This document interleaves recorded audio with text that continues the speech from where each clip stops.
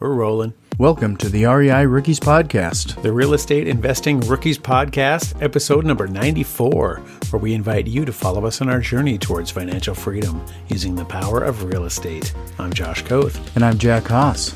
And here at REI Rookies, we believe in a couple key principles. Number one, the best way to retain information is by teaching it to others. And number two, a rising tide lifts all boats. We're not competitors.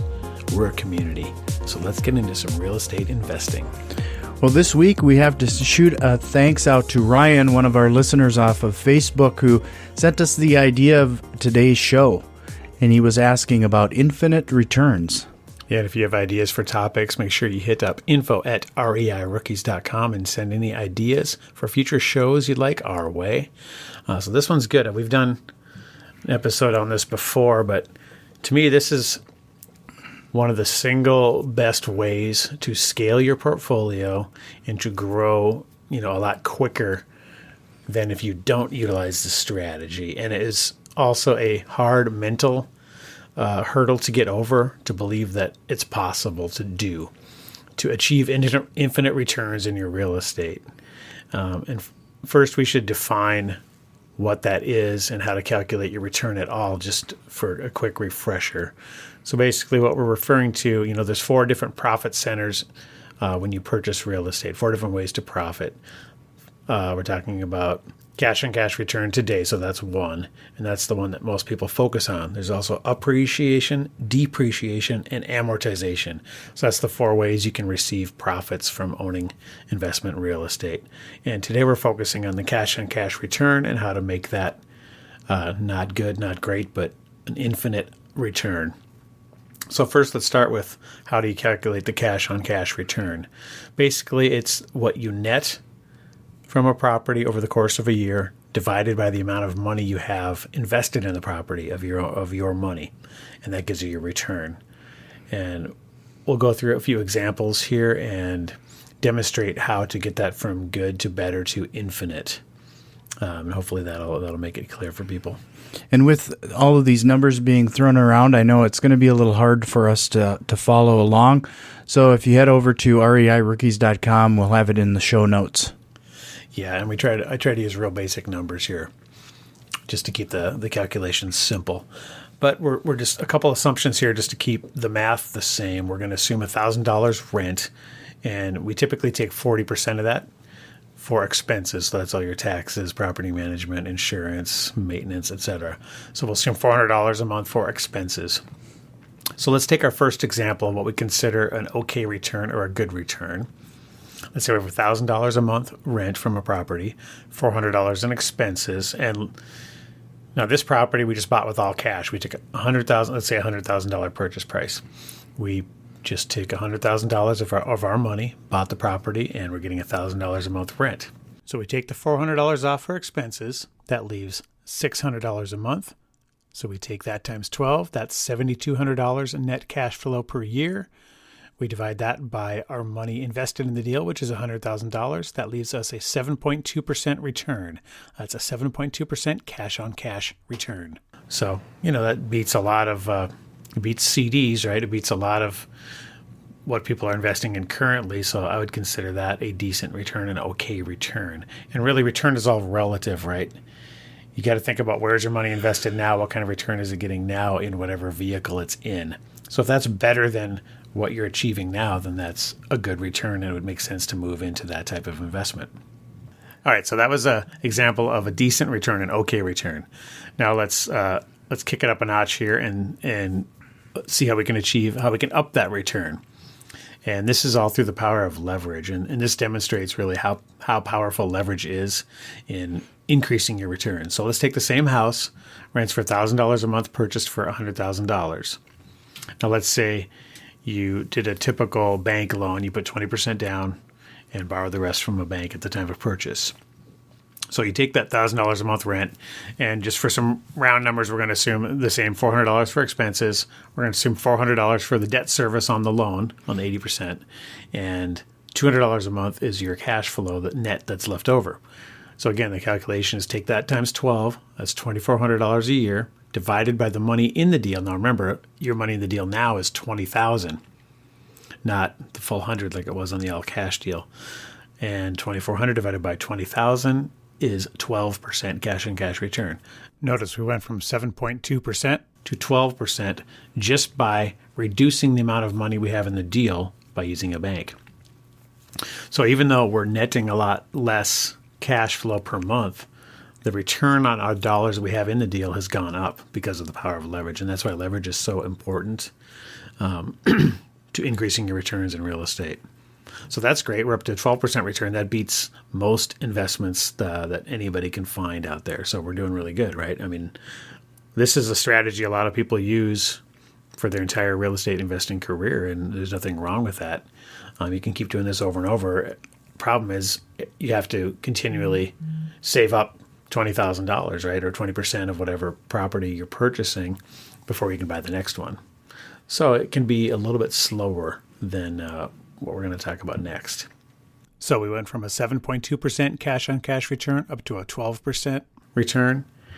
And you'll notice by reducing the amount of money in the deal, the higher the return creeps up. So that's really the key to increasing your return. So now we're going to talk about infinite return. So, and remember, this is kind of a mental hurdle too. A lot of people think, well, how is that possible? And I'm sure that's what sparked the question. So really, the key is reducing the amount of money you have in the deal down to zero. If you do that, your return, by definition, using math, is infinite. So let's take that same example. $1,000 rent, $100,000 house. $400 expenses, $400 debt service, $200 cash flow. So how could you possibly, basically the key is to go from that 20% down, the $20,000, your cash, reduce that to nothing. If you do that, you take that same cash flow, $2,400 a year divided by zero. That's infinite return. So sometimes people have a hard time seeing how this is possible, but here's a few examples of how you could pull this off. Let's say instead of you went to a bank, you got the 80% down. Instead of putting the 20% down yourself, let's say you borrowed that from someone, right? And you're paying them a fee, some type of interest or whatever they need to be satisfied on that money they're borrowing you. You borrowed the $20,000 from someone. Is there a way you could do that? If you did that, even if it lowered your return some because you had to pay now interest on that $20,000, if it lowered your $200 a month to a lower number, you're still dividing your returns by zero, your yearly returns by zero, which is an infinite return. So that's one really quick way. Jack, you're looking at me kind of funny. You getting this?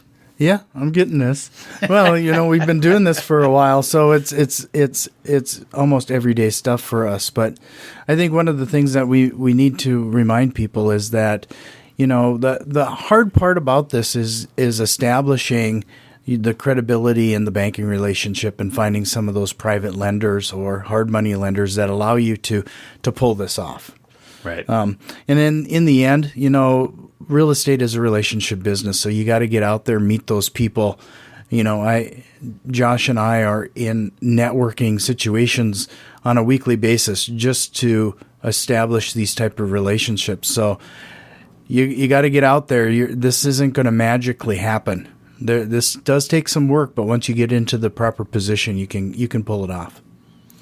Yep. So let's go through a couple more examples of how you could achieve infinite returns. Another one is you buy the property at a deep enough discount where a bank is willing to loan you money in the form of what's called a cash out refi, which would exceed or match the amount of money you have in the deal. Let's say the same $100,000 house you were able to purchase for $80,000, and you're able to do a cash out refi and pull out the entire $80,000. Again, your money in the deal is zero, and so whatever amount you have left over net after you pay your expenses times 12 divided by zero, again, infinite returns.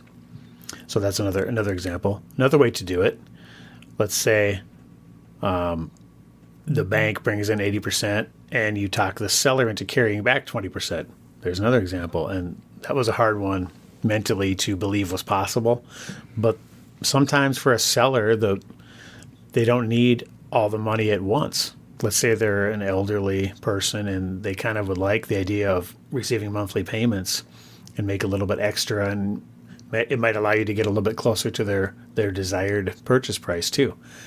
So that's possible. 80% from the bank, 20% from the seller.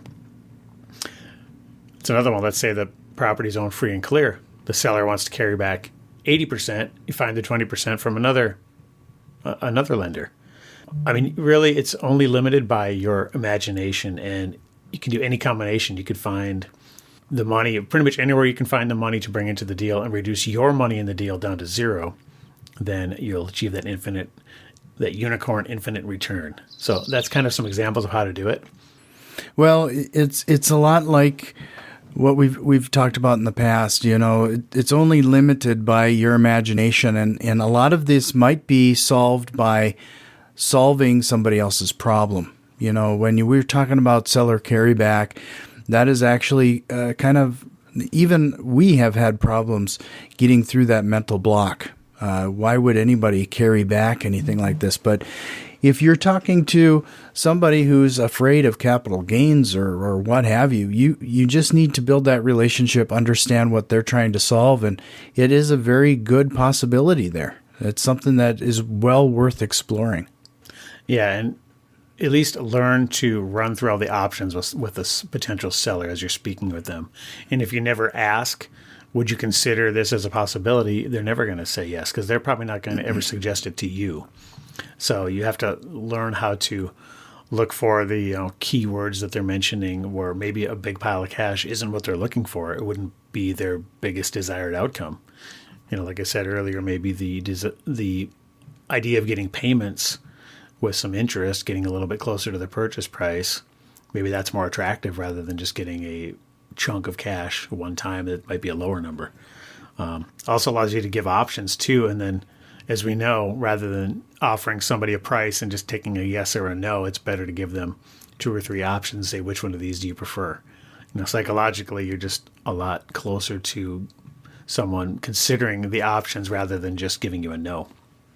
So this allows you, having all these scenarios in your head gives you options to present. So I suggest, taking different price points of houses and working out on paper or in your head, how could you structure these deals so that when you're sitting in front of a seller and you have a potential deal on the line, you can really come up with these scenarios of how it could possibly work pretty quickly and have the confidence to explain them to your seller in a way that makes them comfortable with the decision. And then this also goes to the bankers. A lot of people are going to go around shopping for the best rates, shopping for what the bank can do for you. In that type of relationship building, you also have to understand what the banker is being incentivized by. There's different strategies, different tactics, and you need to understand how you can help that banker versus what you can get from that banker. So take a minute, understand how their bank underwrites and how things are set up there so that you can benefit each other. Yeah, and that helps psychologically, walking into a bank with confidence and realizing they need people to borrow money to, because that's how they make their income. That's how the bank produces income in order to, pay for all the big buildings the banks have and pay all their salaries. I mean, that's how it's generated, is by lending money out to people. So really, you're the one with the value because you're bringing in an asset that they can lend on. And when you switch that paradigm, it really helps with your confidence. So you're not going out there with your hat in your hand, begging for cash with that whiff of desperation. You don't want them to ever get that. So remember that if you have the asset that can be lent on, that's a good, safe deal. That's valuable to them.